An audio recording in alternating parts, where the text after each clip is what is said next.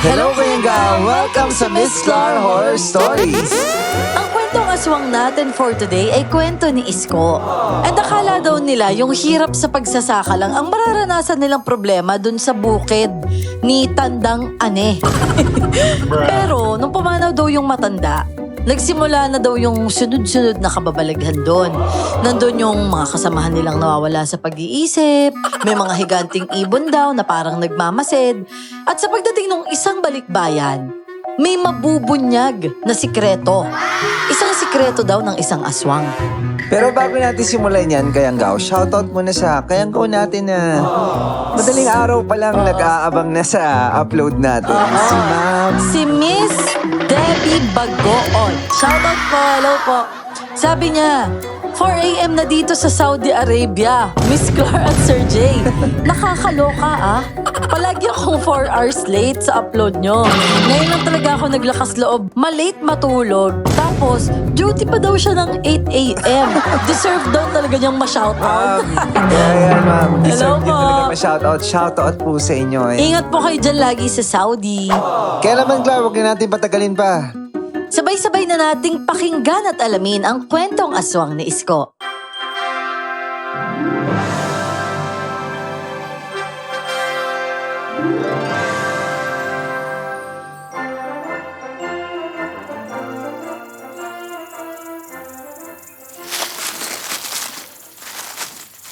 Oh, ikaw na yung magbubuhat niyan, Isko, ah. Dalawa lang naman to. Bay, tatluhin mo na, Bachi. Sa lapad ng katawan mo dalawang sako lang yung kaya mo. Yung isa kagatin mo. Sige na dali mo na diretso sa kamalig. Napakaano mo talaga. At saka, nakakalata na ako sa'yo, Isko, ah. Kanina pa ako nagbubuhat dito, eh. Ikaw? Oh, ano na naman ako? Ako kanina pa ako nagsasalansan dito, At saka, ano ba? Ang dami mo reklamo. Ang lakas mo, hindi naman lumamo ng merienda. Sige na. Dali mo na nga yan dun. Marami po, Sige na, susunod ako tapos magbubuhat din ako. Bulang ka talaga. Susunod ka? Graduhin mo lang, ha? Bahala ka nga dyan. Pasalamat ka, malalaki yung muscles ko dito. Di salamat dahil malaki ang itlog mo. Sige na. Dali mo na diretso dun at baka lalo pa ako mainis sa'yo,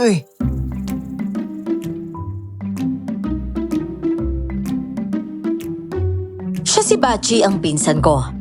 Dalawa lang kami sa mga magsasakang araw-araw kumakayod sa bukid na yon.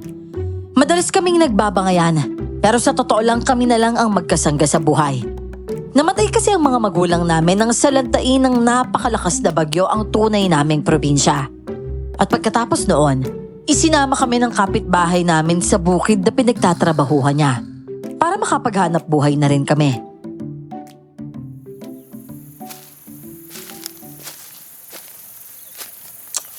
Siraulo talaga yung si Bachi. Di na yung bumalik, Isasako ko talaga yun kapag nakita ko ulit yun. Sarap naman sa balikat. Sakto, warm up to para mamaya.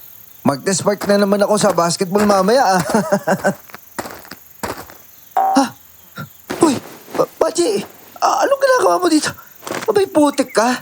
Nagpapalamig ka lang pala dito. Sabi ko, balikan mo yun, tara doon, huwag ka nga magtago dyan. Si Kuya Dado, tinutoyo yun naman, Kapag tayo na pagdiskitahan noon, sige ka. Mamaya na, Isko. Ngainit-init pa, eh. Anong gusto mo? Pa-aircon natin tong bukid? Sabihin natin kay Tandang Ane. Wisit to, nakakainis ka usap. Hoy, isusumbong talaga kita kay Kuya Dado. Di magreklamo ka. Alam mo naman, napakaganda ng balat mo. Wisit na yun si Bachi. Masyado mareklamo. Akala mo naman, sobrang ganda ng balat niya. Nagsulok pa talaga siya sa dilim.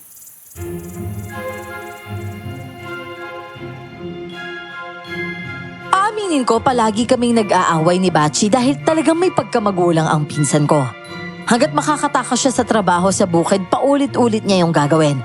Kapag nasita naman, papalagpa o kaya'y mamimiloso po pa. Maliit na bagay lang naman yon sa totoo lang. Malakas talagang makapagpainit ng ulo, lalo na kapag tirik na tirik ang araw sa bukid. At hindi lang naman kaming dalawa ang naroon. Nandun din si Kuya Dado, yung namamahala sa aming mga magsasaka.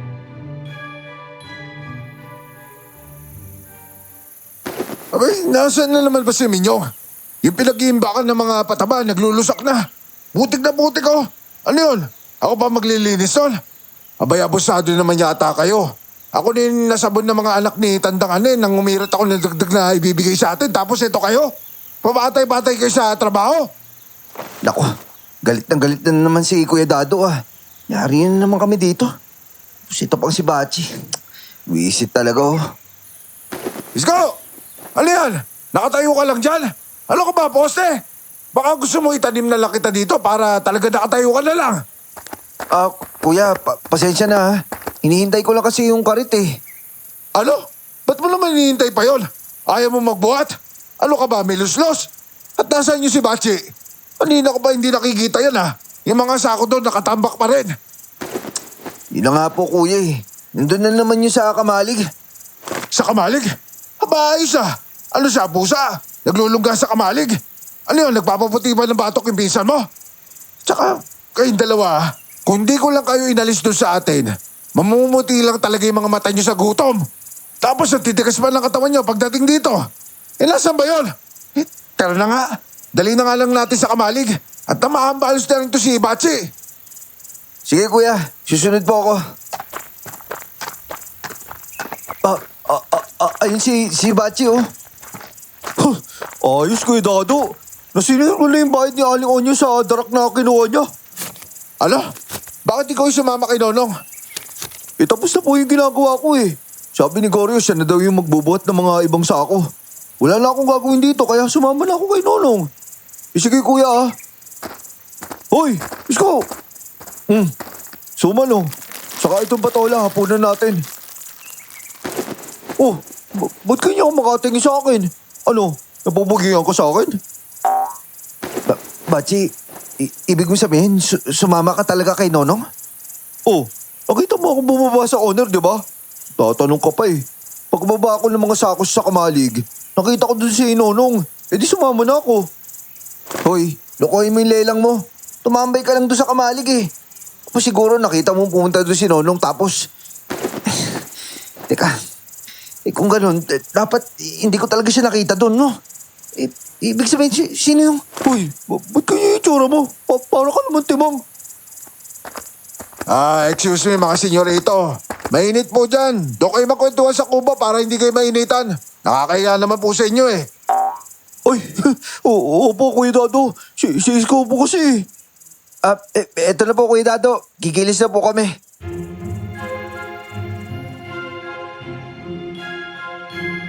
Takang-taka talaga ako sa nangyari. Kung umalis talaga si Bachi, sino yung nasa kamalig?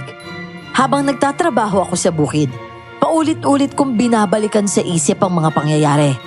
Pilit kong inaalam kung paano naging posible na nakita ko si Bachi sa kamalig.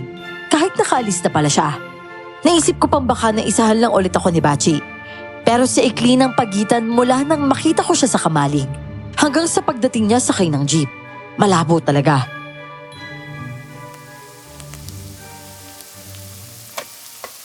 Uy, huwag mo naman papakin yung nilagang mani oh. Na nga lang yung ulam natin eh. Uy, hindi ko ito pinapabak no. Binabalatan ko nga para mamaya dakot na lang sabay sumbak. Binabalatan mo gamit yung bibig mo? Di puro laway na yan. Tigilan mo nga yan. Ang arte mo? Bakit? Pogi ka ba? Anong maarte? Halos isubo mo lang nga yung mani oh. Tigilan mo lang nga kasi yan. Tsaka bigyan mo pala si Kuya Dado nitong ginisang upo. Samahan mo na rin ng konting mani ha. Nagbukid na nga kanina tapos nag-alwagi pa kanina kila Aling Lulet. Sigurado ako walang ulam yon. May ulam yun no. Dadakma na naman ng daga yun no. Kaya pala ka. Iyaka na. Daling ko na para makakain na tayo.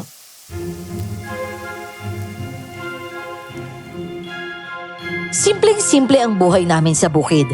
Araw-araw umaga pa lang nakalusong na kami sa pinitak. 2 o 3 oras ang pahinga sa tanghali, tapos lulusong ulit kami. Natatapos kami ng 5:00 at kanya-kanya na kami pagkatapos noon. Minsan nga nagbabasketball kami at nagpupustahan ng konti para may pandagdag sa pagkain. At sa gabi, pagkatapos maghapunan, magpapababa lang kami ng kinain, tapos matutulog na. Sa totoo lang, medyo malungkot ang buhay naming magpinsan. Nalayo kasi kami sa tunay naming probinsya, pero kailangan naming kayanin.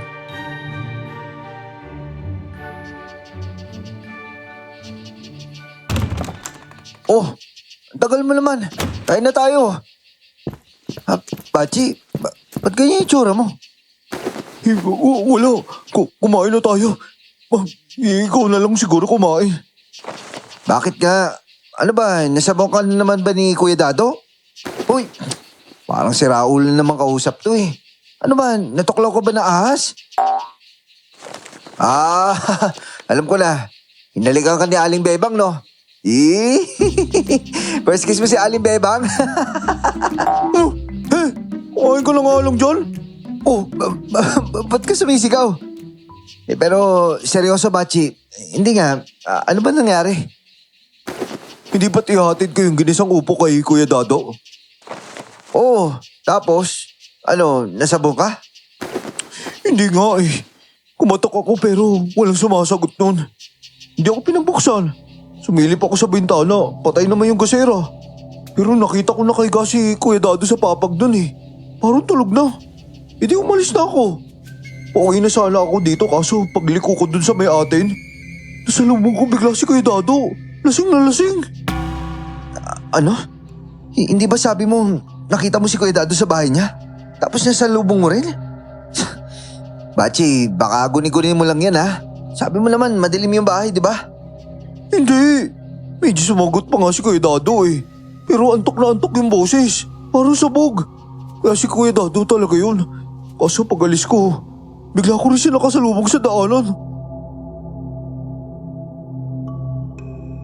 Ang itsura ni Bachi noon nanlalaki ang mga mata at nakahalukip-kip. Ganon si Bachi kapag takot na takot. Maloko ang pinsan ko, madalas pang ang magulang at mahilig magsinungaling. Pero alam na alam ko kapag seryoso na siya. Habang hinihimay ko sa isip ko ang kwento ni Bachi, bigla akong nanlamig nang maalala ko rin ang nangyari sa bukid. Ang batching nakita ko sa kamalig at ang batching nakita kong kabababalang mula sa owner.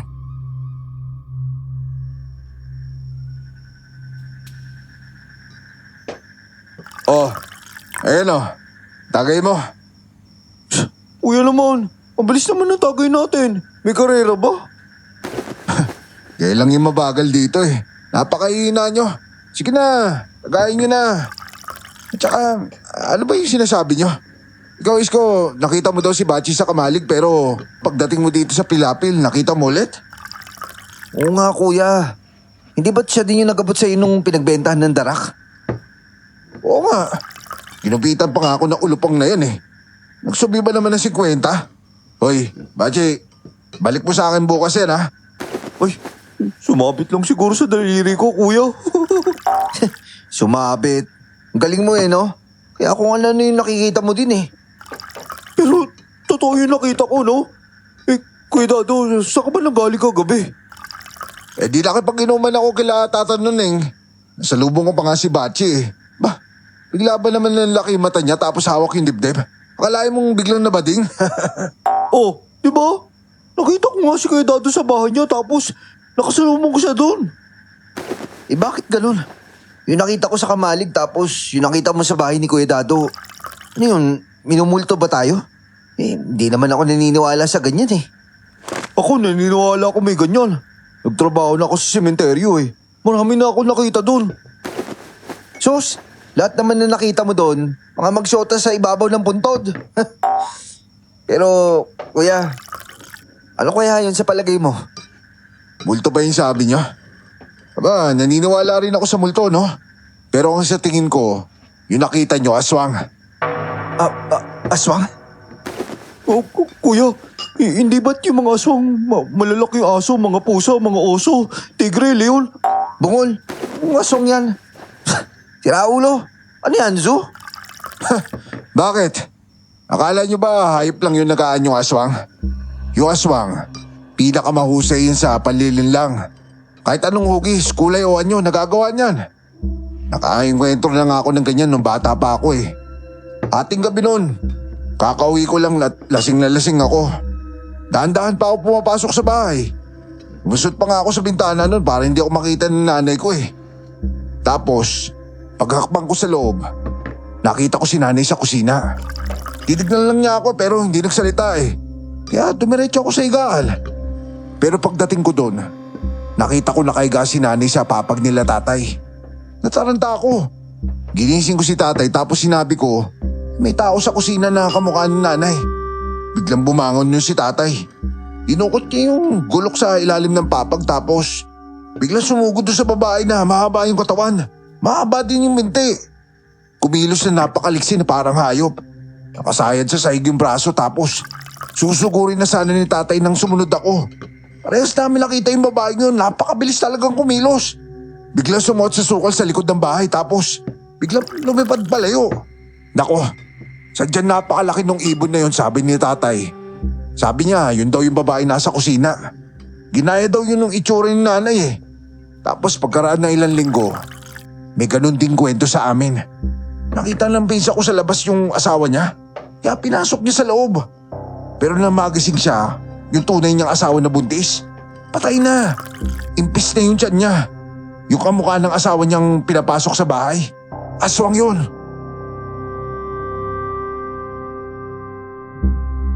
Tutok na tutok kami sa kwento ni Kuya Dado. Si Bachi nga halos mamaluktot na sa takot. At pag-uwi namin, pareho kaming hindi makatulog. Umaga na nga kami napapikit. Kaya lutang kaming nagtungo sa bukid. Pagdating naman doon, nadat na naming nagkukumpulan ang mga kapwa magsasaka. Seryoso ang mga muka at mainit ang usapan. Tungkol nga sa isang nakakagimbal na pangyayari sa katabing baryo. Imposible naman yata yun. Ibig niyo sabihin yung asawa ng tricycle driver na nakasakay sa tricycle, hindi pala talaga asawa niya? Tapos natangay pa yung anak nila? Aling-choling naman oh. Kakalood niyo yun ng ukat-ukat eh. Hoy! Totoo itong kwento ko ha? Kumari ko yung ikinukwento ko. At siya mismo yung ginaya. Eh ganun nga yung nangyari. Kasama raw niya yung anak nila na may kapansanan sa pag-iisip. Tapos naghatid siya sa asawa niya sa likod ng paaralan ng bata. Eh ang sabi daw niya, pupunta sila sa birthday ng isa pa niyang kumare. Eh aba, maya-maya nasalubong ni kumpare yung kaibigan ng asawa niya. Eh hindi naman daw birthday nun. At hindi rin daw kinakausap ng kaibigan yung si kumare. Dahil nga may utang siya ron. Eh di ayun, nagkagulo na. Hinanap nila yung anak ngayon ng kumare ko. Eh ayun, tatagpuan sa bakanting lote sa likod ng paaralan. Butas ang tiyan tapos wala nang bituka. Biyak pa nga yung dibdib at dinukot pati puso. Ay naku Diyos ko, kinikilabutan ako. Ay yung kumare kong yun, halos mawala na rin sa katinoan hanggang ngayon. Eh mamaya nga pupuntahan ko yun eh. Tutulungan ko si kumpare dahil hindi na makausap ng maayos si kumare. Grabe naman yun. Isko, tingin mo ba totoo yung kwento ni Aling Choling? Oo nga eh. Sa 10 kwento niyan, 20 dun yung hindi tunay. Hoy kayo, kanina pa kayo nagkukumpulan dyan ah. Aling-choling naman. Ang aging nyo dito ah. Hindi ba kayo po yung tik-tik? Hay, anong tiktik sinasabi mo dyan? Baka gusto mong hatawin kita dyan. Eh, paano naman ho kasi pagkahaba-haba po ng dila ninyo? Pakirol nyo nga muna, baka mapatid kami dyan eh. Eh mamayang gabi nyo na lang po ulit ilatag. Oh, kayo, ilis na kayo. Ah, siya nga pala. Meron akong balita sa inyo. Kailangan nyo na malaman. Pinapasabi din ng mga anak ni Tandang Ani eh. Uy, Kuya Dado, meron bang 2 kaba na ibabahagi sa atin? Oo, babahagian ka daw ng 2 sampal. Ang lakas mo kumain, ang tamad mo naman. Pero ito, si Tandang Ani, 1 buwan nang pabalik-balik sa ospital. Ah, kaya pala lagi ko nakikita sa labasan yung van ng isa niyang anak. Eh yun na nga eh. Mayat maya nila sinusugod si Tandang Ani sa ospital. Tapos kagabi, hindi na kinaya. Bumanaw na si Tandang Ani. Po, naku, kawawa naman yung matandang yun. Hindi rin kasi gaano naaasikaso eh. Laging wala sa bahay yung mga anak niya. Kaya nga eh, puro nasa Maynila yung negosyo ng mga anak niya. Yung mga pamangkin naman, di man lang sinisilip yung matandang yun. Eh, yun na nga yung nangyari. Wala na si Tandang Ani. Totoo pala yun ano? Pinag-uusapan lang kanina doon sa palengke eh. Kuya Dado, paano? E di makikilamay tayo niyan. Natural. Pero kakausapin ko muna si Boss Lino. Yung anak, kapag maayos na yung lahat, maglalamay tayo doon. Ayun, ayos, may sopas siya kasotangon na naman ako. Stoy, namatay na nga si Tandang Ani, ganyan ka pa. Eh, Kuya Dado, masama man pakinggan pero itong bukid, Paano na kaya to? Sino po yung hawak dito? Sa ngayon, hindi ko muna yung masasagot. Siguro sa lamay kapag nagpunta tayo, malay nyo. Meron tayong masagap na balita doon. O siya, sige na. Kilis muna. Mukhang uulan eh. Bilisan nyo.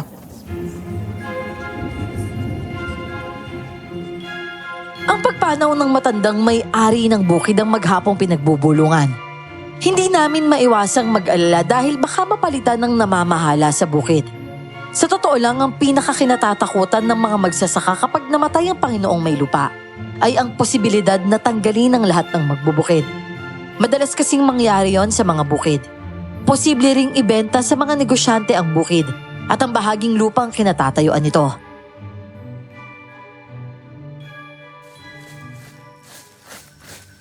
Oh, pagkatapos niyo dyan, pairam ako ng karit ha. Si Gabo, tulungan niyo daw sa koral. Napilay daw yung isang baka. Ha? Bakit ba napili yung bakang yun? Eh siguro, nahulog sa papag. Parang baliw naman to eh. Hindi nga. Kapo kasi yung bakang yun, nag-rebound eh. Kaso bumagsak sa paa ng tagabantay. Eh dapat kasi high cut yung suot niya. Nakatapak nga lang eh. Si Raulo, napili pala sa basketball yung baka. Eh pero, Bachi, paano kaya kung talaga ibenta tong bukid, no? Sa tingin mo, ibebenta to ng mga anak niya? Ako, sa bagay. Puro taga Maynila kasi yung mga yun eh. Di ba? Ano naman gagawin nila dito? Sayang to kung pababayaan lang. Hindi walang mamamahala. Kaya malamang ibebenta na lang nila to. Uy, sa bubong ng kamalig yun ah. Oo, ang laki na kumalabog. Ano kaya yung bumagsak sa bubong? Tara nga. Uy, ano meron dyan? Anak, ano yun? Ibon ba yun? Puti ka, ang laki niyan. Parang agila yata. Hoy, ano meron dyan? Bakit may kumalabog? Ano bang ginawa nyo? Kuya Dato, ayun o, nasa bubong. Lumipad! Grabe, napakalaki nun ah. Hoy, Kokoy! Kunin mo yung baril dyan sa corner! Baril? Kuya Dato, bakit? Ano ba yun? Hindi yun basta ibon. Nagmamasid yun. Dalihan nyo! Kunin yung baril! Napatingin ang lahat ng nasa paligid ng kamalig. Nagtakbuhan ng iba. Kinargahan ni Kuya Dado ng mga bala ang kanyang 45. Sinundan niya ang direksyong niliparan ng napakalaking ibon at nagsunuran naman kaming lahat. Nakarating kami sa isang malawak na manggahan at doon ay natanaw namin ng hugis taong gumagapang sa likod ng mga puno. 2 beses nagpaputok si Kuya Dado pero hindi lumabas ang nilalang. 3 beses pa niyang pinaputokan ng masukal na bahagi ng manggahan. Parang nawala, kuya. Pero kitang-kita natin yun. May taong sumuot doon. Nandun lang yun. Baka nakalusot sa kabila yun. Tara, puntahan natin. Pero ako yung mauna ah. Diyan lang kayo sa likod. Kapag sinabi kong lumabas na, walang makulit ah. Lumabas ka agad kayo, maliwanag. Sige, kuya. Oh, yung iba, may iwan na lang dito ah. 7 tao kaming pumasok sa malawak na manggahan. Napansin namin ang mga bakas ng paa pero kakaiba ang itsura ng mga yon. Hugis paa naman ng tao pero mas mahaba at patulis ang mga daliri. Kahit nga sa katawan ng mga puno, naroon ang kaparehong mga bakas. Ano yan? Umakyat sa puno. Pero ganyan ba yung magiging bakas kapag umakit yun sa puno? Bakit bakas ng paa? Hindi ba't ilalapat mo ng ganyan yung paa mo? Saka, tiga mo, grabe. Parang bumaon yung dulo ng paa niya. Parang matutulis yung mga kuko niya oh. Baka unggoy yun. Sa tingin mo may unggoy dito? Ano yun? Parang may gumalaw doon ah. Kuidado! Kuidado! Ikutan nyo! Lumabas kayo! Oh, ikutan daw natin. Dito yan siguro susugurin. Baka lumabas sa kabilang dulo eh. Kaso baka mamaya may nakabang pa dito. Tara na. Bilis! Tawagin pa natin yung iba. Oh, bakit tumatakbo din palabas yung mga kasama natin? Hoy! Kayo! Bakit kayo tumatakbo? Hoy! Kayo! Saan kayo pupunta? Bakit malabas kayo? Kuya, ang sabi mo ikutan namin doon sa kabilang dulo eh. Opo kuya. Sasalubungin mo dito tapos mag-aabang kami doon. Hindi ba yun yung sinabi mo, kuya? Ano? Wala akong sinabi ganun. Walang ya. Sige na nga. Nandiyan na lang din man kayo.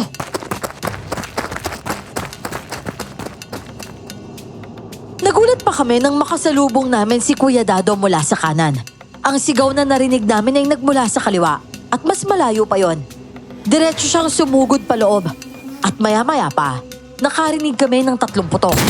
Biglang natahimik ang paligid pero ang sumunod naming narinig, talagang kakaiba. Para bang may nagpapagpag ng makapal na sako o isang malaking lona. Napansin naming mula sa itaas ng mga puno nang gagaling ang tunog. At doon namin natanaw ang anyo ng napakalaking ibon na lumilipad palayo.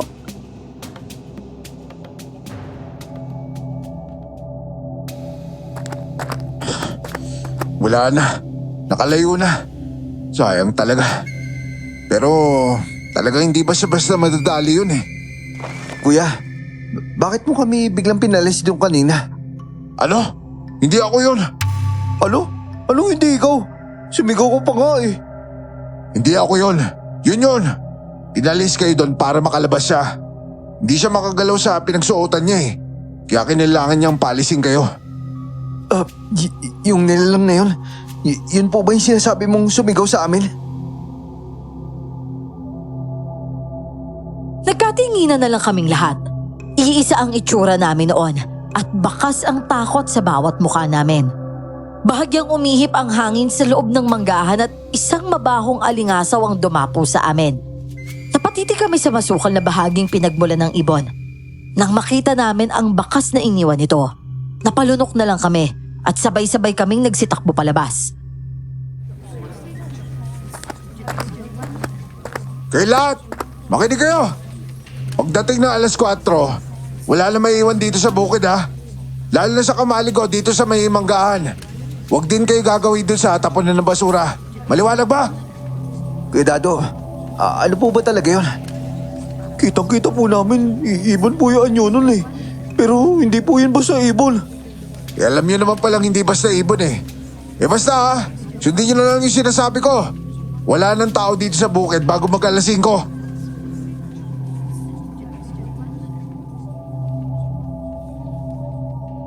Sa seryosong mukha ni Kuya Dado habang naghahabilin ay talagang kakabahan ka.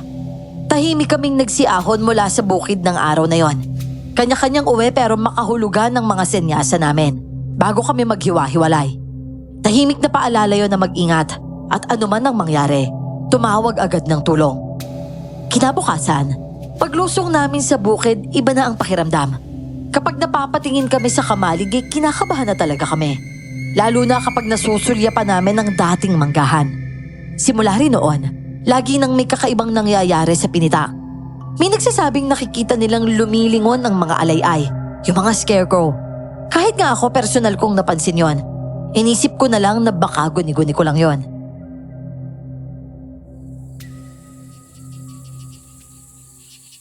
Oh, sige lang. Kain lang ng kain ha. Masarap tong inihaw ni Aling Choleng. Aba, syempre naman. Yung manok nga lang ang minalas. Nakita ko lang yan kaninang umaga eh. 3 manok yung nakatimbuwang sa gilid ng bahay ko. Sa kapitbahay yan pero binigay na lang sa akin. Sus, kung sabihin nyo, kayo yung tumodo sa manok doon. Kukunwari pa kayo eh. At bakit ko naman gagawin yun, Aber? Hindi nga ako. Nakita ko lang yung paglabas ko kaninang umaga. Eh di, ayun, kinuha ko.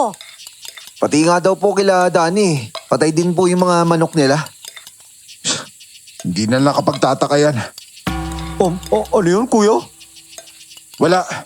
Basta wag na kayo maglalabas sa gabi. Pero siya nga pala, mamayang gabi kailangan natin makipaglamay. Sabay-sabay na lang tayo ha. Magkita-kita tayo sa tindahan ni Ombeng. Sabay-sabay tayo pupunta tapos sabay-sabay din tayo uwi. Oh, kuya, tignan mo yung sasakyan, oh. Oh, dahil yata yun ah.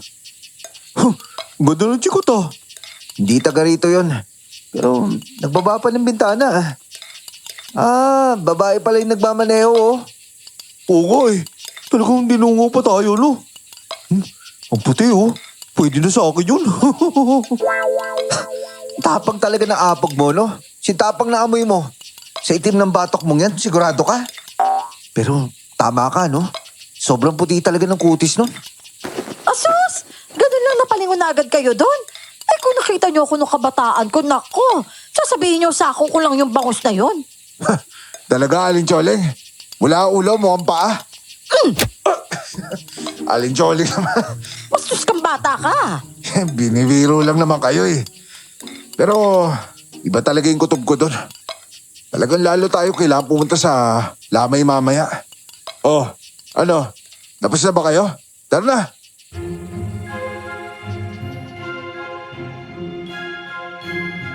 Napahinto sa pagkain at napalingon ang lahat ng lalaking magsasaka. Ang babaeng sakay ng kotse. Tila kumikinang ang balat. Kahit sumilip lang sa bintana, litaw na litaw ang napakaganda niyang kutis. Pero kahit malayo, napansin ko ang pailalim niyang titig. Umismid siya saka umiwas ng tingin at pinaharurot ang kotse sa makitid na pilapil. Nagpatuloy kami sa trabaho pero kinahapunan, maagang pinauwi ni Kuya Dado ang isang mag-anak.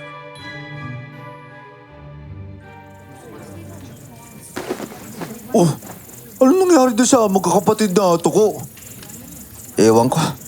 Hinimatay si Otep eh. Kala namin basta lang tumumba. Pero nang ibangon namin, biglang naglalaway na tapos nanginginig. Napakalamig ng katawan niya. Nakita ko nga eh, parang tumirik pa yung mga mata. Eh baka buntis. Si Raulo, sa kukuha na matres yun. Eh malay mo, nagkabatris na. Eh yung kapatid, bakit naman pinauwi ni Kuya Dado? Parang nilagnat yata eh. Pero iba talaga yung tingin ko doon. Yung mga mata niya basta parang iba talaga eh. Hinausap ko nga halos banggain pa ako. Tapos parang biglang humagok. Oh, baka nakagat ng nanay nila. Malakas yung rabis ni Aling Bekong eh. Oh, igpitin niyo na yan ha. Bukas na lang. Kuya Dado, mag-alas 3 pa lang ah. Gusto, masyado ka naman bibo. Oh, hindi Kuya Dado, alas 6 na. Abay, ginagago mo ba ako, Bachi? Tama na yan. Bukas pa naman eh. Pahinga na kayo ha. Basta mamayang gabi ha. Alas 7:30, doon tayo sa tindahan. Sabay-sabay tayo.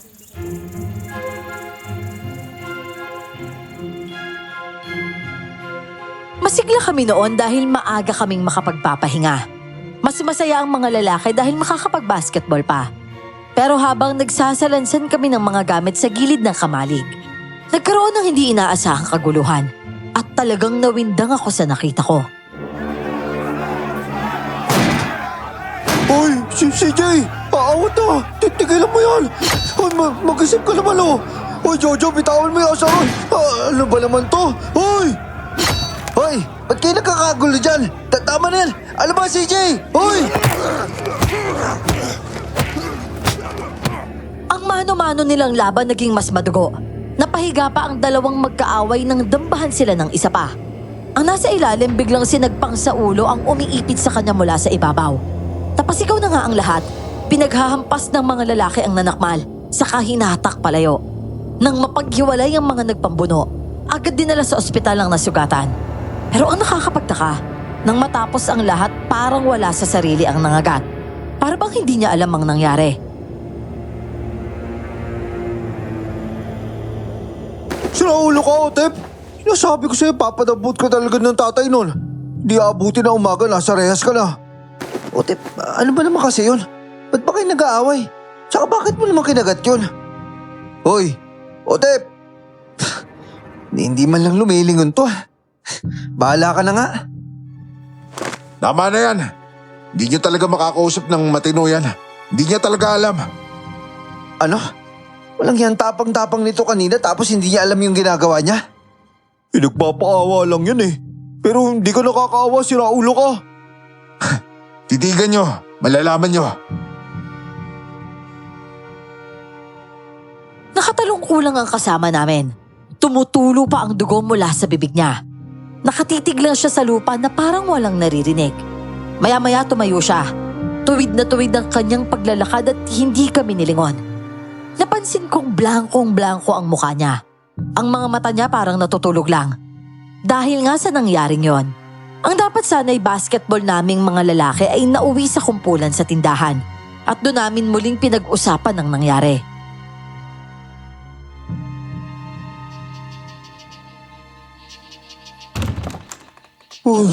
Pagod. Halos kalating araw lang tayo sa bukid pero bigat talaga ng katawan ko. Oh, huwag mo ibabalandra yung damit mo sa mesa ha. Diretso mo kaagad doon. Sige na, magsasayang na ako. Ayusin mo na tong ginisang sitaw. Ano kaya pumasok doon sa ulo ni Otep, no? Bigla na lang nasiraan eh. Oh, hindi ba't ikaw yung mas malapit doon? Ano ba yung pinag-awayan? Parang wala naman. Nasagi lang yata na sako ni Otep tapos kinabig ni CJ. Ayun, nagkabigwasan na. Dinamba siya ni CJ tapos parehas sila napahiga. Pinagkumpulan na sila. Nang makita ko, bigla na lang sinagpang ni Otep si CJ sa may tenga eh. Sa totoo lang, maayos naman si Otep eh. Pero hindi ba masama din yung pakiramdam niya kanina? Oo nga eh. Baka naglilihi kaya may sumbong. E di yari siya ngayon. Naku, alas 7 na pala. Maliligo lang ako ha. Oh, Bachi, bantayan mo yung sinaing ha. Baka kumain na naman tayo ng tostado. Ayaw mo nun? The crispier, the juicier. Wisit.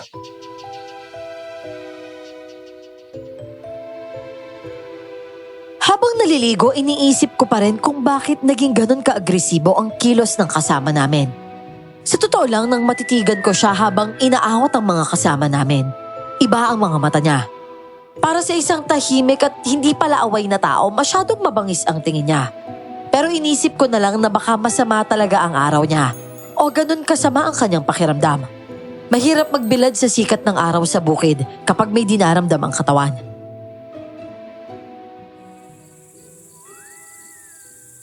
Ate, pabili nga po ng 5 boy bawang. Tsaka nga po isang pop. Plastic na lang po ah. Uy, hingi ako. Damot naman nito. Eh di wag. Akala mo naman talagang hindi kita bibigyan. Ito, Wala, madamot ka pinsan. Wala akong malasakit. malasakit. Saktan pa kita dyan eh. Ayos ka din eh, no? May dala kang sarili mo kutkutin. Eh di nakatipid sa iyong pamilya nung namatay. Magdala ka na rin ng kape, oh. Eh meron na ako yung batok mo, oh, kulay kape. Hindi na rin pala. Choco na batok na pala yan. Ano? Choco na gatas kaya yun? Eh yung sa'yo, choco na batok eh. Oh, na pala si Kuya Dado oh. Oh, ano yan? Nagbaon ka ng sarili mong kutkutin? Eh syempre, mamimigay pa ako dun eh. Pero sila Emong wala pa dito eh. Pero nakita ko na yung kanina. Nauna pa nga sa akin yun eh. Pero hindi eh. Parang nakita ko na siya naglalakad kanina. Baka yun na naman yun. Uy, Kuya Dado, walang takutan mamaya ah. Ating gabi tayo makakauwi eh. Mahirap maglakad sa apil-apil ng ganyan. Sus, hindi ka lalapitan nun no, mapanghi ka eh. Ang baho-baho ng brief mo.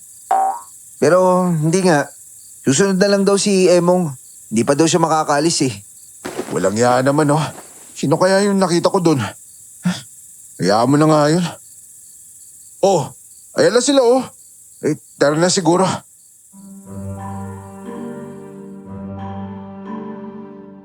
Nagtaka kami sa gulo ng usapan. Ang usapan ay sabay-sabay kaming aalis pero may ilan pa ring naiwan. Ang sabi naman ng mga dumating, nakita raw nilang nauna at papunta na sa lamay ang mga kasama naming hinahanap.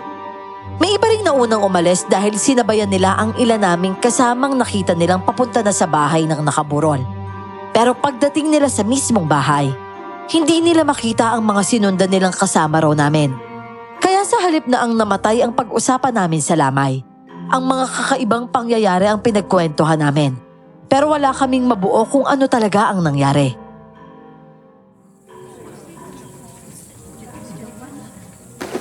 Oh, sabi niyo nasa lubong yung si Nonong sa kanto. Pero si Nonong kasabay namin ah. Paano nangyari yun? Tanungin niyo pa si Nonong. Tapos si Eric wala rin naman dito. Sinabi niya sa akin na wala kasama yung lola niya kaya hindi makakasama. Bakit sinasabi niyo nakita niyo siyang papunta dito? Si Keiko naman imposible makasama yun. Maaga siya bukas sa simbahan eh. Sa Kristan nga yun, di ba? Kaya imposible siya yung nakita niyo papunta sa tindahan. Ano ba naman yun? Napakagulo. Hoy, ano ba kayo? Lalakas ng mga boss nyo ah. Pabalik-balik dito sila kanina. Panganin na anak ng babae ni Tandang eh. Itignan nga kayo oh. Itong mga to kasi, malakas manakot. Bala kay mamaya sa pag-uwi ah. Hindi ko kayo ihatid. Hoy, ako iatid mo ako, baka maligaw ako. Isasako pa kita para sigurado maligaw kita. Ay, wisit. Hoy, speaking of panliligaw, kailan kaya ako maliligaw sa bahay no? Ano? Ano na naman yan? Nakita mo na naman yung first kiss mo, no? Ay, wag mo na isipin yun. First kiss mo mukha mo, si Raulo. Talaga naman eh. Unang habhab, gilagid ka agad. Ay, yun ba yung sinasabi mo? Oh, ano? Natamimi ka rin eh, no? Kita-kita ko yung mga mata mo. Lakad pa lang sagdan, pagkasal na oh. Nagpa-practice na siya maglakad para sa kasal namin. Ano? Ikaw makalakad nga parang siga, oh. Saka masyado mayabang yung dating niya. Kuya Dado, yun ba yung nakita natin noong nakaraan? Yung nakasakay sa kotse? Oo. At hindi lang siya nandito para makiramay. Tama ka. Sa suot nun, malabong nakikiramay lang yun. Uy, alam mo, iyan ka na naman. Lakas mo na naman mahusga. Walay mo, ginulang ng tela yung mananahe. Pero baka lamigin yung balikat tsaka likod niya oh. Yayakapin ko na lang siya. Uy, maawa ka nga sa tao. Madadampi sa kilikili mo, baka galisin yun eh. Hoy kayo, teka lang ha. Alamin ko lang kung ano yung pinag-uusapan nila. Kinakausap si Boss Lino doon sa loob eh. Baka may mahalaga silang desisyon. Isko, ayusin mo lang yung mga kasama mo ha. Gugulo niyan eh. Opo kuya, lalabas ko itong mga to kapag masyado na makalat.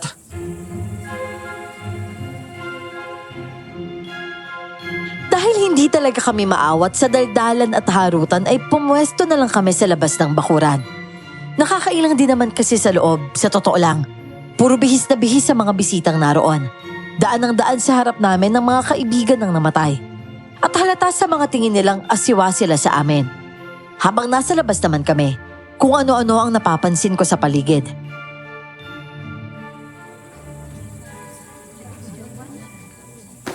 Stoy! Hoy! Isko! Hoy! Ano ba? Hoy! Ano ba, dedede ka ba? Hindi ako nagtimpla eh, mamaya na. Baliw! Si Rina naiihi na daw. Isa kaya sila pwede pumunta no? Samahan ko kaya sa loob. Hanep, baka gusto mo na rin makitulog dun sa loob. Sige, daalan mo yung mga mababango sa loob. Kaya mo? Oo naman. May mayaman din ako eh. Pero hindi nga. Saan kaya sila pupunta? Hindi naman sila pwede umihi kung saan lang eh. Teka, hanap ako.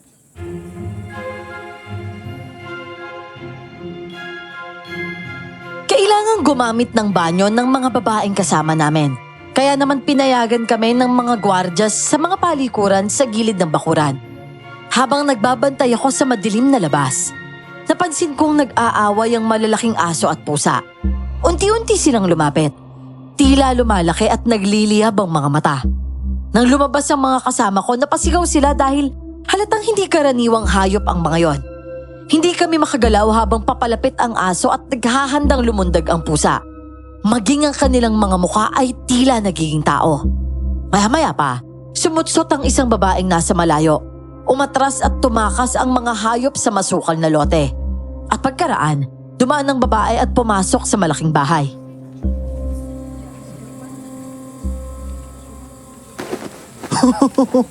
Pusa at aso? Wala yun. Sana tinadyakan mo na lang. Wala ka pala eh. Yabang-yabang mo lang. Alam mo, ang galing mo din eh, no? Kung ikaw yun nandun, malamang pinulikat yung itlog mo. Malanga yung mga mata tapos masyadong pula talaga tapos matingkad. Tapos parang tao talaga yung mukha nila. Madilim nga kasi, muntik na kami sugurin. Tapos yun na nga, biglang sumutsot yung babae. Nakatayo siya malapit doon sa may poste. Don? Ang layo pala sa inyo eh. Akala ko naman lumapit. Kung sa bagay, kung ako yun, lalapitan ako nun eh. Sos, kung ikaw yun, baka pasuin na sigarilyo yung ilog mo. Sigarilyo. Naninigarilyo ba? Oo, nakita ko. Kaya siguro nakapwesto sa medyo malayo. Panay ang hipak habang nakatingin sa amin eh. Oh, ayun pala oh. Ayun ulit. Nasa dulo katabi ng mga gwardya. Oo nga no. Lakas pala man nag-gerilyo nun. Kapre pala to eh. Kaso, babae. Dapat pala tawag sa kanya kapra. Corny mo talaga. Buisit ka. Tignan mo, pinagtitingin ng tuloy tayo. Yung mga to, masyado mapanghusga. Kasi naman nakakailang. Ganyan kaganda tsaka kaputi. Pero kung humit-hit, grabe oh. Sa bagay, yung itsura naman niya talagang pang modern ganun eh. Hindi ba't ganun naman yung ibang mayayaman? Talagang may bisyo. Oh, dumiretso ulit sa bahay oh. Umeso talaga sa tabi ni Boss Lino.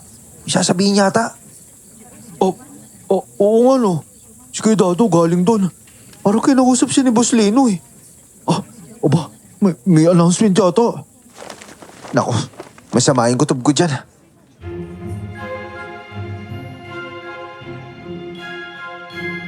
Sa teres ng malaking bahay kung saan nakaburo lang may-ari ng lupa. Napalingon ng lahat ng pumwesto ang isang bihis na lalaki para nga magsalita. Siya ang anak ni Tandang Ane. Katabi niya ang babaeng patuloy pa ring naninigarilyo habang nakapamewang. Binati ng lalaki ang mga tao at nagpasalamat sa lahat ng nagpaabot ng pakikiramay. Pero sa huli, inanunsyo niyang ibibenta na ang bukid. At ang nakabili nito, yung magandang babaeng naninigarilyo sa tabi niya. Patay. Yun na nga yun nangyari. Talagang ibinenta yung bukid, no? Naku, paano na kaya tayo nito? Pero parang hindi rin maganda yung paraan ng pag-aanunsyo nila, no? Biglaan eh, tapos dito pa sa burol ni Tandang Ane. At yung babae yun, parang ewan. Parang walang pakialam sa mga tao, oh. Basta nabili niya lang yung lupa, tapos na. Kaya masama talaga yung ugong ng bulungan ng mga matatanda dito, eh.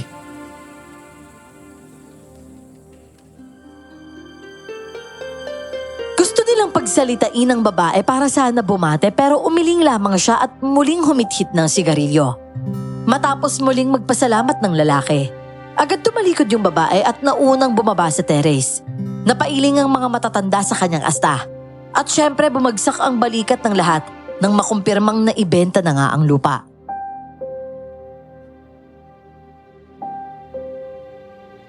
Ano? Narinig nyo? Opo, Kuya Dado. Yari tayo. Oh, tingnan niyo yung babae oh. Hindi nililingon yung mga bumabati. Ayaw din makipagkamay. Paano? Hindi mabitawan yung sigarilyo. Sa kabilang kamay, lighter. Sayang, maganda pa naman yun. Pero magaspang yung ugali niya. Pero pwede ko naman pakayusin yun eh. Umakanakan naman dyan, ha? Ay nako, maaga pa naman. Tara na nga, shot muna tayo doon.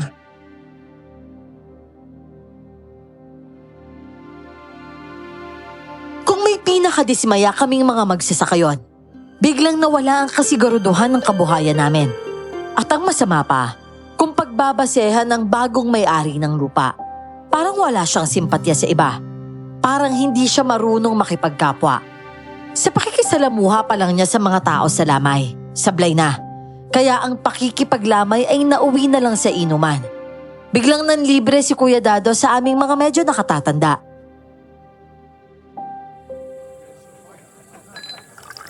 Oh, kayo, inom pa. Wisit naman to mga to, ang hihinaan nyo naman. Ayoko na Kuya Dado. Bundat na ako eh. Eh, matagal ka na naman bondat, ah. Hindi ka inom. Huwag mo lang gawing ulam kasi ang pulutan. Eh, eto Kuya Dado. Sasabayan kita, inom pa ako. Oh, kayo dyan. Huwag yun ang pilitin, ha. Yung mga hindi na kaya, tama na. Kayang-kaya nila yan. Matitigas yung buto ng mga yan. Ay, nako Kuya Dado. Paano na? Sa kaya tayo pupulutin nito, no? Bay-balay ko, sa kangkungan. Gusto niya mag-aaral kayo mga isda tapos doon kayo sa tsuhin ko. Naku, hindi ako pwede mangisda kuya eh. Mahinaisik mura ako sa mga malalansa.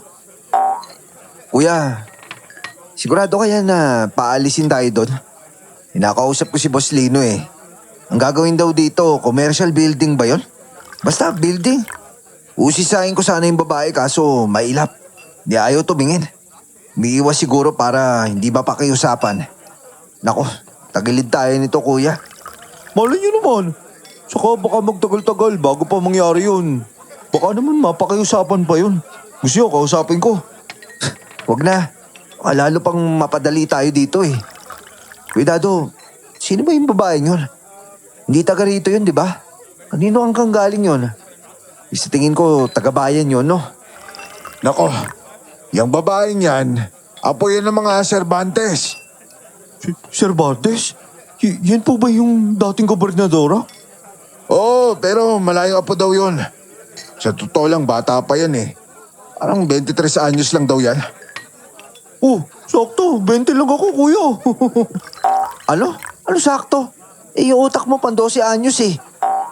Pero kuya, bata pa pala, no? Tapos, negosyante din. Galing siya sa Europa. Hindi ko lang alam kung saan doon.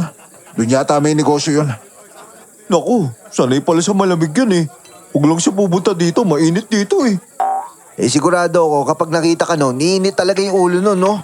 Stoy, kanina ka pa. May galit ka ba sa akin? Pero yung babaeng yan, hindi ko alam kung siya yung dati pinag-uusapan dati. Pinapunta daw sa Europa para magpagamot. Magpagamot? Layo naman kuya. Hindi na lang sa Japan o sa Amerika. Hindi naman ba sa doktor lang yung kailangan niya? Balita kasi nung bata pa siya, nawalan daw siya ng ina tsaka 2 kapatid eh. Malas pala siya kuya, no? Malungkot pala yung buhay niya. Oo nga. Malamang hindi niya pa rin nalilimutan yung lungkot na yun. Kaya sigurado ko kailangan niya na kasama sa buhay. Kaya doon na ako papasok. Ang kailangan niya kasama sa buhay, hindi pa bigat. Pero kuya, bakit sabay-sabay namatay yung nanay tsaka 2 kapatid niya? Yun nga yung mahiwaga eh. Ilan na kaibigan ko naging katiwala sa mansyon ng mga Cervantes dati. May napansin daw siyang kakaiba eh. Kakaiba? Kuya, lagi talaga may kakaiba sa mga mayayaman, no? Kakaiba? Naku, parang ako kakaiba. Kaya bagay kami. Kakaiba, oo. Pero iba yun sa pagiging masiba, no? Alam mo, Isko, konti ka na lang talaga sa akin. Ang sabi, nung bata daw yung babae, hindi nila nakitang pinapainom ng gatas eh. Ang pagkain niya, yung ama mismo yung nagluluto. Si Gob. Kahit kaano daw kabisi si Gob, siya pa rin naghahanda ng kinakain ng bata. Pero kakaiba daw yung amoy ng karning nilalabas sa rep. Masangsang talaga. Ibang klase yung sangsang.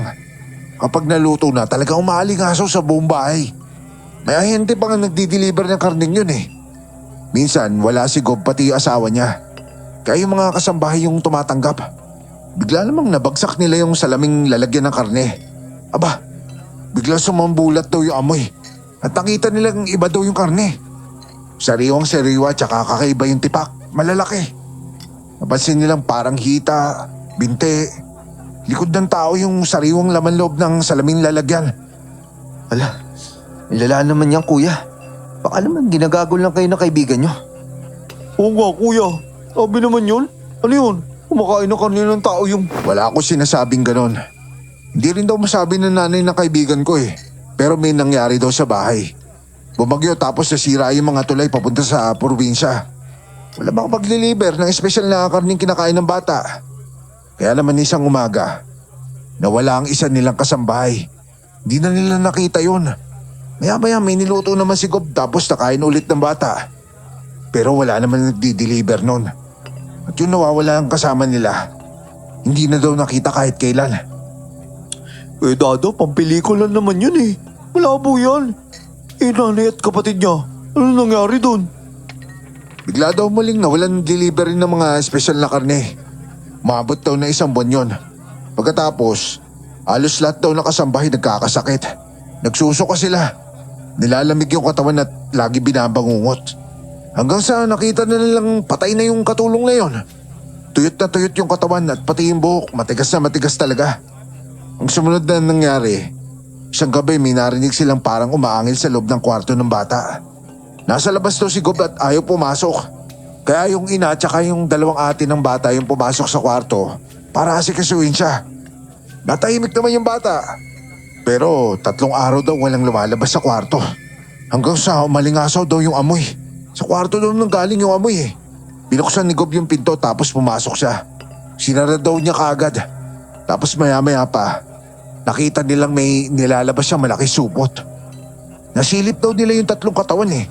Pagkatapos, binalitaan na lang ang asawa ni Gob at yung 2 anak niya na babae. Nasawi daw bigla sa aksidente. Nung marinig yun, alam nilang may mali eh. Alam din nilang delikado na sila. Anak ng buwisit naman oh. Kinilabutan ako sa kwento mo kuya. Totoo pa ba yun?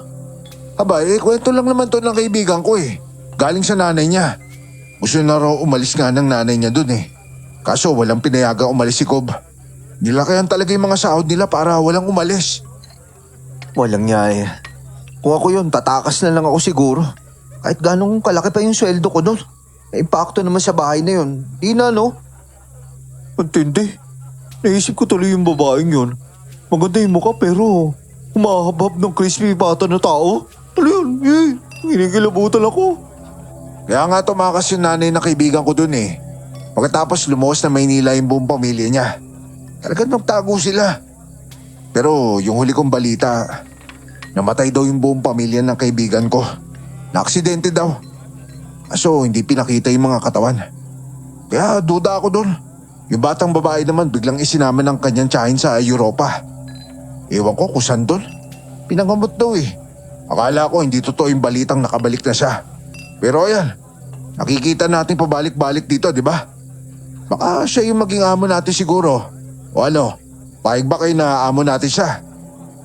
Alam nyo, sa buhay, dapat matuto tayo mag-adjust.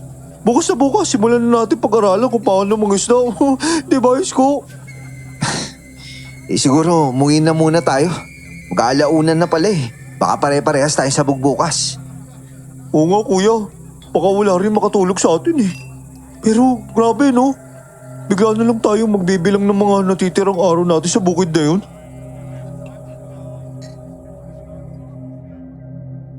Halos 3 oras kaming nagkwentuhan sa tindahan. Marami rin akong nainom pero dahil sa takot, parang nawala agad ang tama ng alak. Tungkol yon sa balikbayang babae. Pati ang mga nakatulog sa mesa biglang gising na gising na magsiuwian nga kami. Ang problema, kami ni Bachi ang pinakamalayo ang bahay. Kaya sa bandang huli, kaming dalawa na lang ang naglalakad sa madilim na pilapil.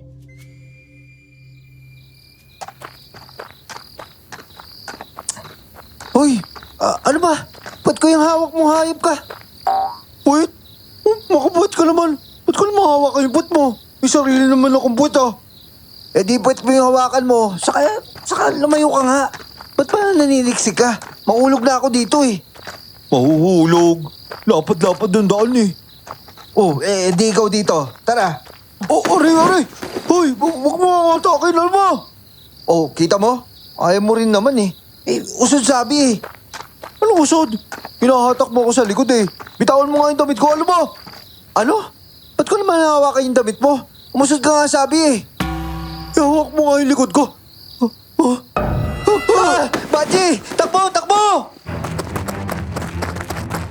Naramdaman kong humigpit ang paghila sa likod ng kamiseta ko. Akala ko niloloko lang ako ni Bachi pero nang sumigaw siya matapos lumingon. Nakita ko ang napakalaking mukha ng isang babae na halos nakadikit na nga sa aming mga batok. Sa sobrang lapit, hindi namin maaninag ng buo ang anyo niya.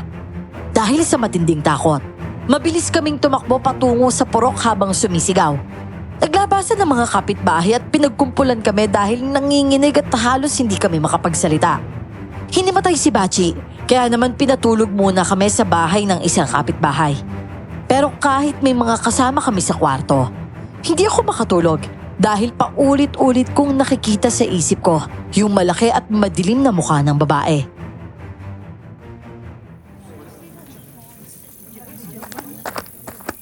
Oh, ano nangyari sa inyo? Binalita sa akin na Aling Choling ah. Si Aling Choling talaga. Ewan ko nga rin ko Dado eh. Parang nababas sa dibdib ko yung puso ko kagabi. Ano ba nangyari? Kayo na lang kasi naglalakad kagabi. Naiwan na kayo ng iba. Naglalakad kami sa pilapil papunta sa amin kuya eh. Akala ko noon hinihila ni Bachi yung likod ng damit ko. Parehas pala kaming may humihila sa mga damit namin. Paglingon ko, ayun na. Grabe, biglang napakalapit ng babae sa amin kuya. Kita-kita ko yung mga mata. Napakapula tsaka napakatalim. Talagang parang lumipad kami sa bilis ng pagtakbo eh. Delikado yun ah. Ganun talagang kalapit sa inyo. Oo kuya. Ewan ko ba si Bachi nilalagnat kayo eh. Ako naman parang napakalamig ng loob ng katawan ko. Nilalabo rin yung paning ko. Pag natatapatan ako ng araw, masyadong hindi lang basta mahapdi yung balat ko eh. Parang pati yung loob ng katawan ko, hirap na hirap talaga sa init. Siguro huwag ka muna magtrabaho ngayon sa bukid. Ipahinga mo muna yan. Mawawala din yan. Oo kuya, pasensya ka na ha. Hindi rin ako makakatulong ngayon. Sige na, magpapahinga na lang muna ako.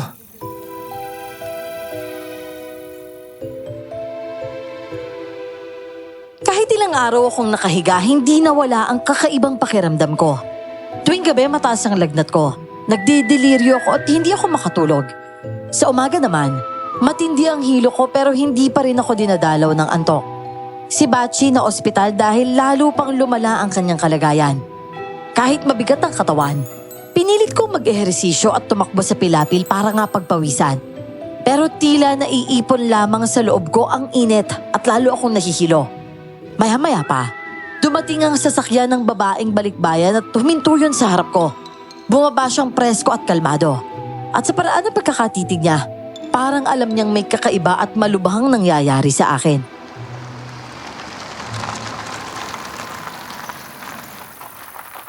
Oh, nahihirapan ka na yata ah.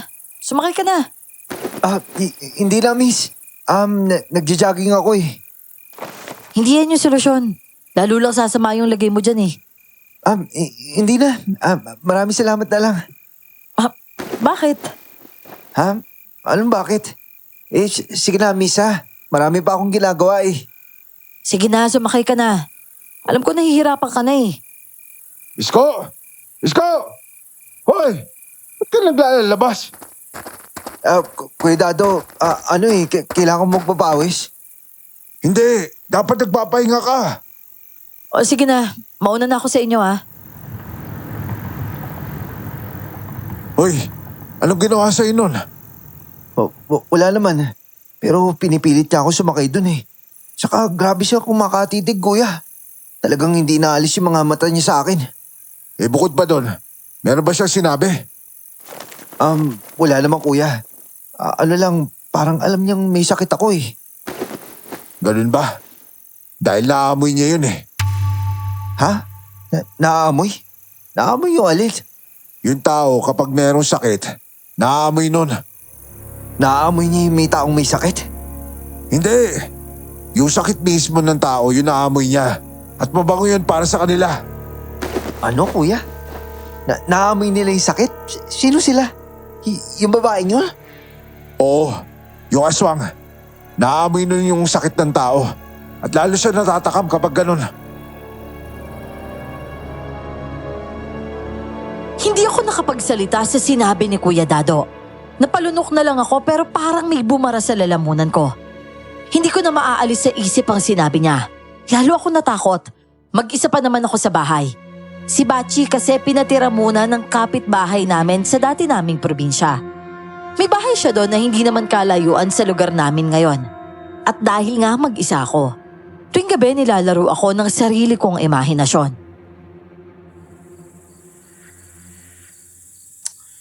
Walang yan naman oh. Sana pala doon muna ako nakitulog doon sa... Oo nga, pupunta na lang ako kila Amboy. Teka nga.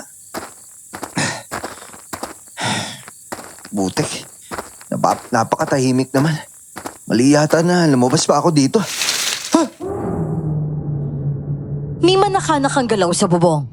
Para yung mga yabag ng paa pero tila isang pares lang. Hindi mabigat o malakas ang tunog pero sapat na yon para matakot ako. Lumabas ako ng bahay para puntahan ng kaibigan kong malapit lang naman. Inalok niya kasi akong dun muna matulog sa bahay nila dahil nga mag-isa ako. Pero tinanggihan ko yon. At ngayon sa kailaliman ng gabi, naglalakad tuloy akong mag-isa habang kung ano-anong kaluskos ang umaaligid sa akin. Mabuti na nga lang at nakarating ako sa bahay ng kaibigan ko at dun na ako nakitulog.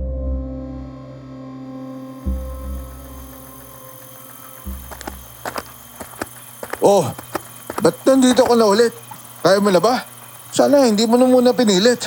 Kuya, lalong sumasama yung pakiramdam ko kakahiga eh. Saka lalo ako napapaisip. Hindi ka pa nga ayos eh. Si Bachi ba?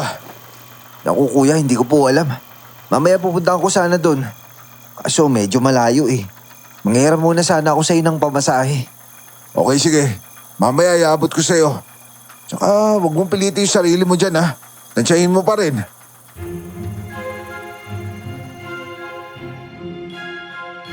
Mas nakakakilos na ako noon. Pero ang hirap dalhin ng katawan ko. Hindi na natutuyo ang pawis ko pero nilalamig pa rin ako. Para pa rin ako lutang. Hirap pa rin akong umintindi at kuminsan pati na rin makarinig. Nanlalabo pa rin ang mga mata ko at nababawasan ang lakas ng mga kalamnan ko. At pagsapit ng hapon,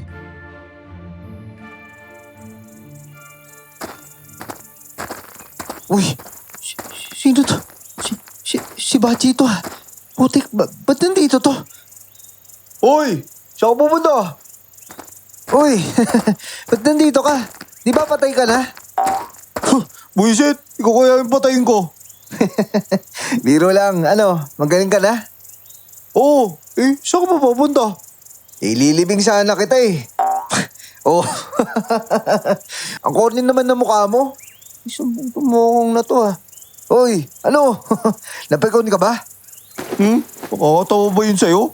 Hirap na nga ako eh. Putek, parang nagbago ka na kapatid ah. Hindi bagay sa'yo ah.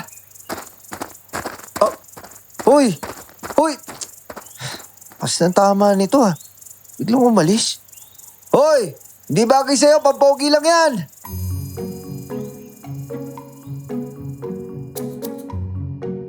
sa totoo lang tuwang-tuwa ako nang makita ko si Bachi mula sa malayo. Kaya ako siya binuskan ng ganon. Ganon naman kasi talaga kami. Kahit nga ang pagpapakita ng pag-aalala sa asara namin ni dinadaan. Kaya nagulat ako nang bigla na lang mag-walk out si Bachi. Inisip ko na lang noon na baka talagang masama pa ang pakiramdam niya. Hinayaan ko na lang muna. Pero nung gumabi, lalo na akong nagtaka.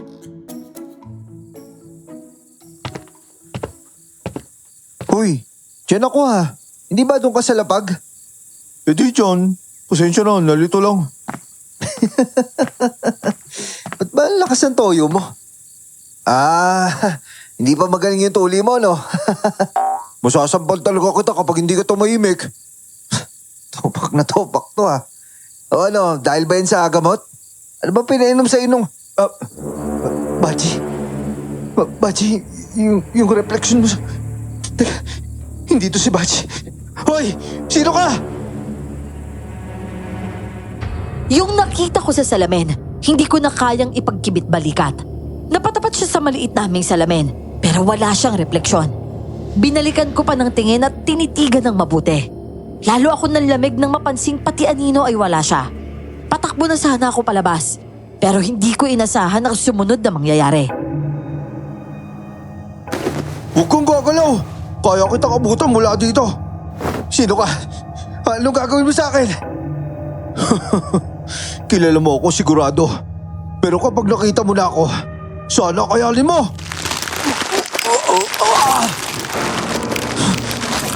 Nangungulbat yung mukha mo. Tapos, hindi. Siya yung, Parang kinaya mo naman nung nakita mo ako ah. O ngayon, susunod ka sa lahat ng sasabihin ko. Lumabas ka't maglakad ka lang. Ituturo ko kung saan tayo pupunta. Lalabas? Saan? Bakit? Ano ba balak mo sa akin? Kumilos ka na lang bago ako mapuno sa'yo. Parang maisusuka ko ang puso ko sa takot nang makita kong matuklap ang balat ng mukha ni Bachi at lumitaw ang anyo ng babaeng balikbayan.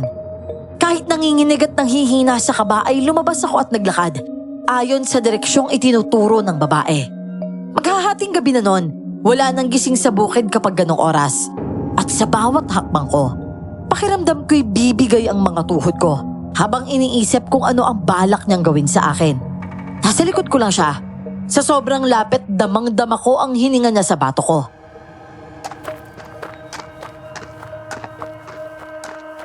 Saan mo ako dadalhin? Papunta doon sa dulo ah. Wala nang bahay doon. Lumang riles na lang yun nandun.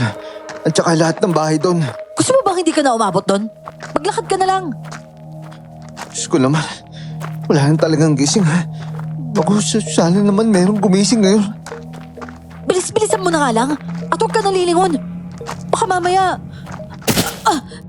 sino yung bumato? Sino nandyan? Tulong! Tulungan niyo ako! Tulong!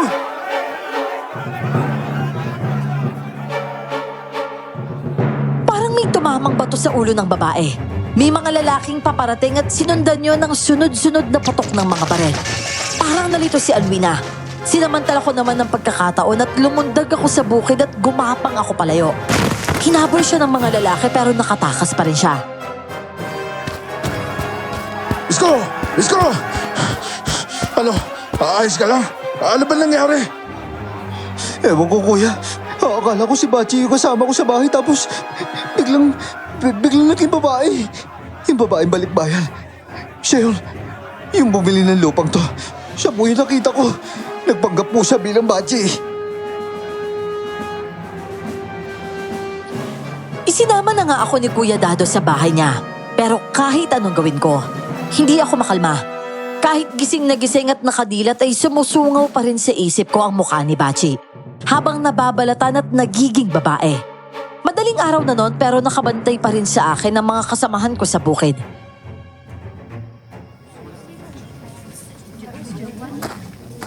O sige na.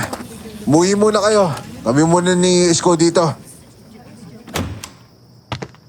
Hello, Isko. Kamusta yung pakiramdam mo? Ewan ko, kuya. Nasusuka pa rin ako sa hakabay. Hindi mabura sa isip ko yung nakita ko. Grabe talaga. Kung ako siguro yung nakakita nun, baka naihina ako sa takot eh. Oh, ba't di ka mahiga dyan? Ayoko, kuya. Ayoko pumikit. Sana sumikat na yung araw. Kapag nakakakita ako ng dilim sa labas, pakiramdam ko, nakikita ko talaga yung mukha nun eh. Talagang matindi epekto niyan sa'yo, no? Hindi naman kita masisisi. O sige, kumain na lang tayo. Bibili na lang ako ng lugaw doon sa akanto ah. Teka, kuya. Parang hindi ko kaya mag-isa dito eh. Eh paano ako bibili? Gugutom na rin ako eh. Saglit lang naman din yun. Oo, sige, kuya. Saglit ka lang ha. Basta't ikandado mo lang yung pinto, kakatok na lang ako ha. Kahit isang oras na ang lumipas, hindi ko pa rin mapahinto ang panginginig ng mga kalamnan ko. Nang lumabas si Kuya Dado, halos sumiksik na lang ako sa isang sulok sa takot. Kahit nga ang kaliit-liitang kaluskos ay nagpapaigtad sa akin. Ano pa kaya kung hindi lang simpleng kaluskos ang marinig ko? Napatitig ako sa napakalaking aparador ni Kuya Dado. Gusto ko ngang isipin na guni-guni ko lang, pero parang may narinig akong daing ng isang lalaki mula sa loob. Buisit talaga. May gumagalaw yata sa loob ng aparador ha. Meron nga. Ayoko na. Lalabas na ako. Hindi na to normal eh. Teka. Kuya? Kuya, ikaw na ba yan? Kuya Dado? Ba't hindi sumasagot si Kuya? Kuya? Kuya, ikaw ba yan? Ha? Sa bintana. Yung babae. Naku, lagot ako. Kailangan mo buksan to. Ngayon na, buksan mo na. Hindi! Hindi. Lagot ako dito. Masusukol ako. Paano ba to? Tulong! Tulong mga kapitbahay! Tulong! Kuya, tulong! Hindi sila magigising kaya buksan mo na tong pinto. Demonyo ka! Umalis ka na lang! Tulong! Tulong! Wises, ano bang gagawin ko dito? Magkabilaan na to ha. May nasa labas tapos meron nasa aparador. Tulong! Tulong! Ano ba? Bilisan mo na. Buksan mo na tong pinto. Hindi ko bubuksan niya, hayop ka! Umalis ka na lang dito! Wisit, bakit pa sobrang tagal ni Kuya? Hindi kaya nakasalubong ni Kuya sa daan tapos... Naku, hindi, wag lumas sana. Wisit, isa pa itong aparador na to, nagugulat ako. Huwag kang lalabas dyan ha, dahil ko eh... Huwag kang maingay. Tumabig ka dyan. Lulusot ako sa bintana. Tabi, ako na. Hindi ako naniniwala. Umalis ka na. Nagpapanggap ka lang din ha. Ako nga to, ano ba? Delikado yung nasa aparador. May nakapasok din yata dyan. Sige na, tumabi ka na. Sige. Pero kapag nagkamali ka, talagang sasaksakin kita ha. Sige na. Ang hirap. Mabuti nagkasya ako. Ano, nakita ko may nakatayo sa pinto. Kaya umikot pa ako sa likod ng bahay. Kuya, ikaw ba talaga yan? Oo nga, gusto mo, ayan o. Sukatan mo ko dyan. Kung aswang ako, lilitaw yung tunay kong anyo. Ibaba mo nga yung hawak mo. Sige na. Nasa aparador. Ano yun? Bakit may kumakalabog? Malamang kasama ng babaeng yun. Kasama yan ni Alwina. Alwina? Oo, si Alwina. Siya yung babaeng aswang na yan. Kanina nasa pinto yun tapos biglang nawala. Siyempre, natakot yun. Dalawa tayo dito eh. Tama ka. Napakatagal mo nga kasi sabi mo... Kuya, ayan na naman. Paano kaya kung makalabas yun dyan? Yung salamin. Teka. Hayop ka! Sino ka? Ibaba mo yan. Ibaba mo yan. Nagkakamali ka. Hindi. Yung maliit na salamin sa aparador. Bakit wala kang refleksyon? Wala ka rin refleksyon katulad nung kasama ko sa bahay. Saka yan. Ayan. Sa sahig. Ngayon ko lang napansin. Wala ka rin anino. Isko, bitawan mo yan. Bitawan mo yan. Sige na. Kumalma ka. Hindi naman kita sasaktan eh. Hindi. Huwag kang lalapit. Talaga isasaksak ko to sa'yo. Narinig mo yun? Yan yung problema natin. Makakalabas na yan. Doon mo ituon yung pansin mo. Sige na, Isko. Ibaba mo na yan. Yung babae umakyat sa bitana. Hoy lalaki! Pinsan mo yung nasa aparador! Kasama ng iba pang nayagaw at naswang! Marahimik ka. Buti tumama sa mukha mo yung yantok ko. Isko, sige na naman no. Bitawan mo na yan. Malapit na tayo madali nito eh. Isko, huwag ko magpapaloko dyan. Tulungan mo kami dito. Nandito yung mga kasama natin. Isko, aswang yan. Aswang si Kuya Dado, Isko. Hindi! Huwag kang magpapaloko sa kanya. Lahat kayang gayahin na aswang. Kung kaya niya maggaya ng anyo, sige, sigurado ko kaya din niya maggaya ng boses. Isko! Hayop ka. Dati mo pa kami pinaglalaroan. Hindi, magbabayad ka!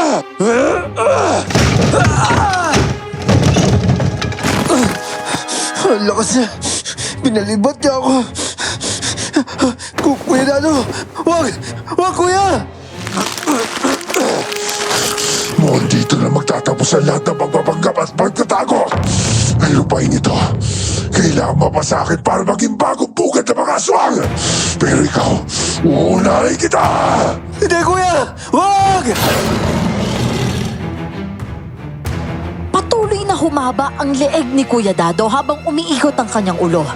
Nang huminto ang pag-ikot, tumambad sa akin ng kulubot at nangingitim niyang muka, kasama ang nanlilisik at mapupula niyang mga mata.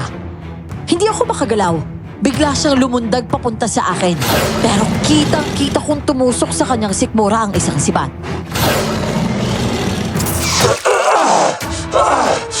Moises, paano nangyari yan? Sana sinara mo yung dinaanan mo kanina! Yung babae! Ikaw lalaki! Hindi lang basta aparador yan! Isang buong bodega yan! Nandyan lahat ng tinangay niya! Wasakin mo na yan ngayon na! Oo! Sige! Hindi niyo magagawa ko sa'yo! Hindi! Hoy Aswang! Ako ang harapin mo! Napakatagal mo nang piniperwisyo yung buhay ko! At ngayon naman yung mga magsasaka rito! Papatayin na kita! Bitawan mo ako! Bakit ba hindi ka na lang makisama kagaya ng dati? Hinayaan ninyo ang nanay ko dati, hindi ba? Anong problema ngayon? Si nanay lang ang may gusto nun. At kahit kailan hindi ako sumang-ayon na gayahin mo yung anyo ko para palitan ako sa bahay na yon. Kayo lang ni nanay ang may kagustuhan nun. Bitawan mo ako! Dahil nag-iisip si nanay, itinuring ako pampaswerte na sakim na gobernadora. Pinakinabangan niya ako habang pinapakain naman niya ako. Pero sinira niyong dalawa ni nanay ang lahat. Ngayon nakabalik ka at sisirain mo na naman ang lahat. Papatay na lang kita kahit kapatid pa kita. Hindi ako magiging katulad ni nanay. Pinatay mo si nanay nang hindi mo na makukuha ang gusto mo. Talagang napakademonyo mo! Buisit na aparador to! Ang hirap sirain! Bubukas! Baji! Baji, kaya mo yan! Ayun ko! Napakabagal mo! Kung maglamatay ako, papatay kita! Masula kitang papatayin pero mamaya na lang. Tatakas tayo dito. Yung iba nasaan na? Si CJ, si Oten, yung mga kapatid na to ko. Pinagtatangay niya yung mga lawaan niya. May plano siya sa bukid na to. Gagamitin niya yung mga taos ko.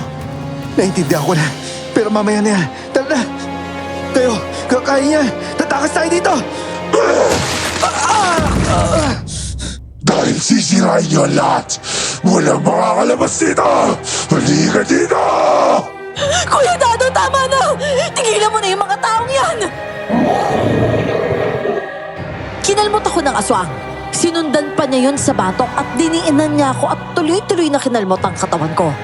Dahil tadtad na nga ako ng sugat, patuloy akong pumapalag. Pilit kong ipinapagpag ang aswang na nakadagan sa likod ko. Pero hindi karaniwan ang lakas niya. Hindi ako makaikot at hindi ko siya maihulog. Akma na niya ako sasagpangin sa batok nang bigla siyang napahiyaw. Nasibat siyang muli ni Alwina sa kasinipa para maialis sa likod ko. Bilisan niyo! Pilitin niyo na lumayo, magtulungan kayo! Ako na bahala sa kapatid ko, sige na! Oo, pipilitin namin. Hoy, Pachi! Nangihina kayo pero magsigalaw kayo. Hindi tayo pwede mamatay dito. Sige na, pilitin nyo. Nahihirapan na ako. Kaya magtulungan tayo, Pachi! Oo. Mga kasama, lalabas tayo dito. Gisingin niyo iba. Kumilis kayo, sige na! Hindi kayo makakalabas dito! Tayong magtos! Ako ang harapin mo! Sumusobra ka na kapatid ko! Hindi na kita bubuhayin! Napakasikip ng bahay para makalabas kami habang nagpapambuno si Alwina at ang aswang na nag-anyong Kuya Dado. Pero pinili talaga namin. Pinuweras ako ang katawan kong tumayo at inihampas ko sa bintana ang wasak na mesa. Nabasag ang bintana. Isa-isa kong kinarga ang mga kasama namin para nga makalusot sila. Ilang ulit na sibat ni Alwina ang aswang. Pero naghihilom lamang ang mga sugat nito at agad itong nakakabawi. Nakalmot si Alwina sa tagiliran pero kinakita niya ang aswang ng tangkain nitong sugurin kami. At dahil doon, binuhat ng aswang ang sariling kapatid at buong puwersang inihataw sa pader.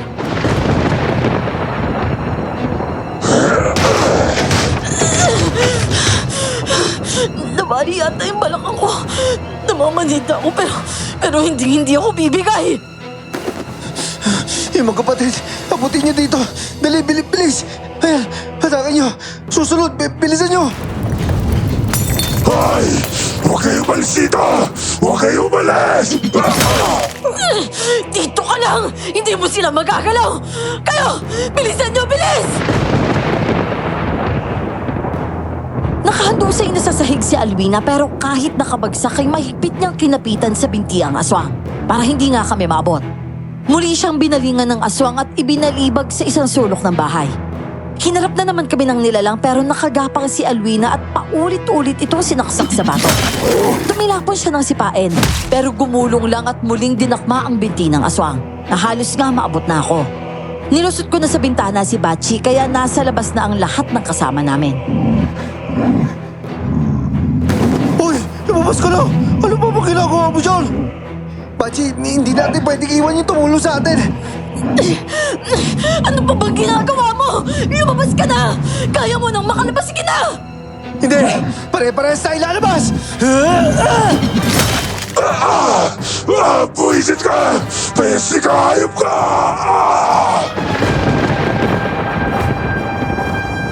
Para makabitaw si Alwina ay ibinaon ng aswang ang mga kuko nito sa kanyang mga braso.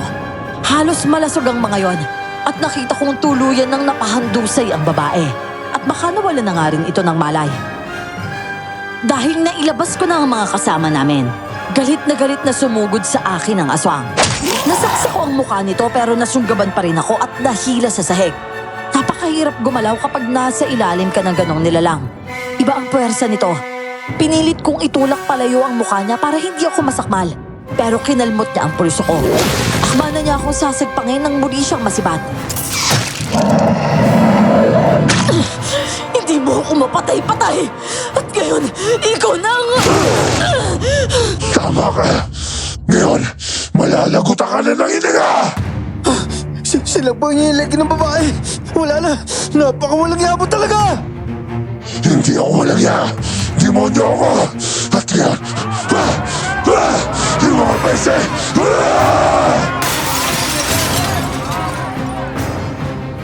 Biglang nawasak ang pinto. Nagsuguran pabalik ang mga kasama namin at pinagbabato ang aswang. Sinubukan itong sugurin sila pero dumami ng dumami ang bumabato. Nagsidatingan na rin ang ibang tao sa paligid. Lumundag ang aswang palabas ng bintana pero nagkamali siya. Nakaabang na pala roon ng mga tao. Pinaghahagisan siya ng mga kahoy na may apoy. Ang iba naman may mga dalang barel. Napaluhod ang aswang at doon na siya kinuyog. Paulit-ulit siyang sinaksak habang patuloy ang putukan. Sinabuyan siya ng gaas at tuluyang sinunod. Ang kanyang atungal at mga daing umalingaw-ngaw sa buong bukid.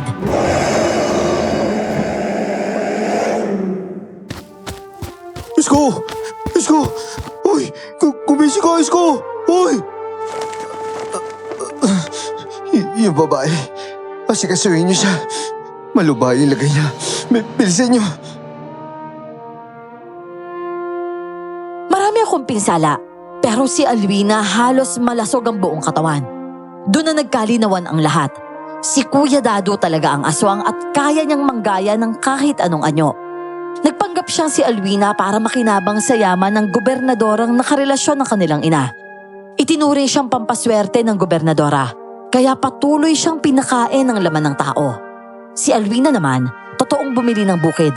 Kaya namemerwisyo si Kuya Dado ay dahil gusto niyang mapa sa kanya ang lupain at gawin itong lungga ng mga kauri niyang aswang.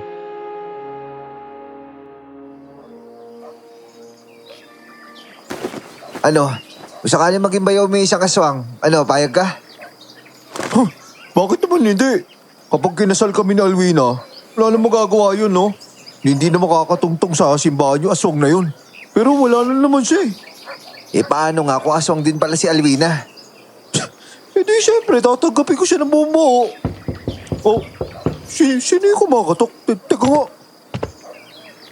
Oh, uy, Hi Bachi! Ano, kumusta na kayo? Long time ah. ay, okay na okay. Lalo na ngayon na nakita kita. Eh, ikaw, grabe ka. Sugat-sugat ka pa rin, no? Hayaan mo na yan. Gagaling din naman yan eh.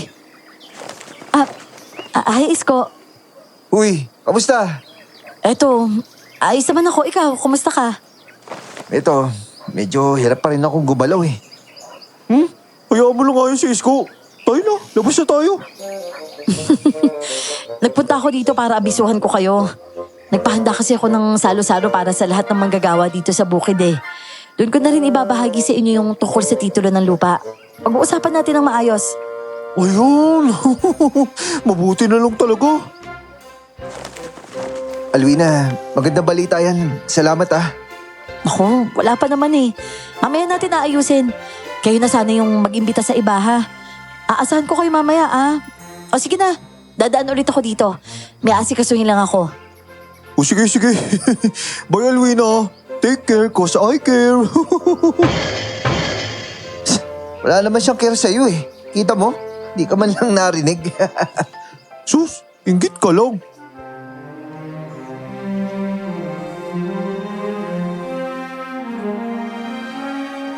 Ganun nga po ang nangyari. Sa kabutihang loob ni Alwina, na ipamahagi sa mga magsasaka ang bukid. Ang parte namin, ipinamahala na lang namin sa isa naming kasama. Nagbigay rin siya ng pera mula sa pagbebenta ng ibang bahagi ng lupain. Sabi niya ang mga taga roon ang tunay na naghirap para sa lupang yon. Kaya sila rin ang dapat makinabang. At opo, paminsan-minsan nagkakausap pa rin kami. Dito ko na po tinatapos ang kwento namin. Maraming salamat po at God bless po sa inyong lahat. Ano? Yes! It's the end. Kumusta? Buhay pa? Kaya nga eh, parang napalaban ulit ako. Para akong nalasing. Nakakalasing pala. Para ka na corner. Grabe, para akong... Grabe, kaya nga, ano masasabi niyo sa kwento? Ako, hiningal ako. Ano? Ganda ng kwento, no? Pero ang ganda ng kwento nila. Hiningal ako doon, kaya nga, comment kayo, kaya nga, ano masasabi niyo? Comment, 1 like, 1 hingal. Kaya kayong gawa na, subscribe kayo please. Pakiusap, subscribe kayo dahil talagang original voice namin yung Comment hingal sa comment section. And ayun Ganggaw, dahil umabot kayo sa puntong ito ng video na to, Maraming salamat. maraming salamat and enjoy. Next time ulit.